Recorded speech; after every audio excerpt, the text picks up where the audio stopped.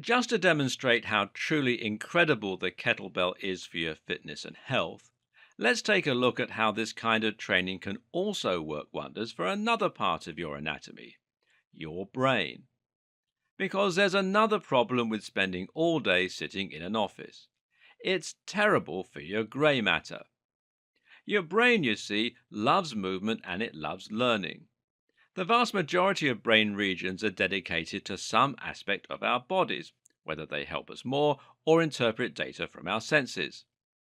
The very purpose of our brain's capacity for learning is to help us move more efficiently through our environments.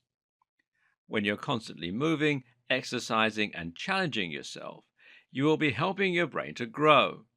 Each time you attempt a new movement, you visualize it first. Then you attempt to carry out the movement, and your brain becomes highly tuned to the feedback it gets from your senses. This means not only sight, but also perception and touch. Using this information, we're able to tell if the movement was successful or not. If it was, the brain releases reward hormones and neurochemicals like serotonin. These, along with increases in dopamine and BDNP, that's brain derived nootropic factor, enhance brain plasticity and help us to become more focused, better at learning, and more. This causes the neural pathway that led to the correct movement to be reinforced and strengthened via a process called myelination. This means that the next time we attempt the same movement, it will now be easier. Each time we practice the same movement, the same pathways get stronger and stronger, and we become better and better at it. The brain absolutely loves this process, and the more it engages in it, the more plastic and adaptive it becomes.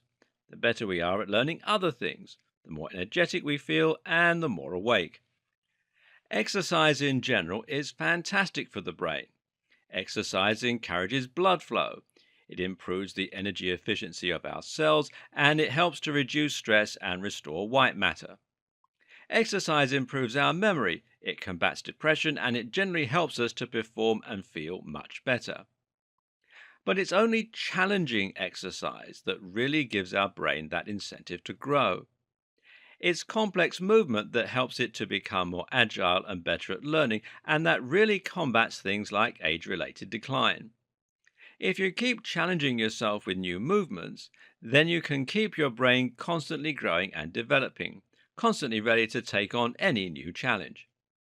Just like your body can get set in its ways and become stiff from lack of use, the brain can too. And in both scenarios, functional training is actually the very best treatment.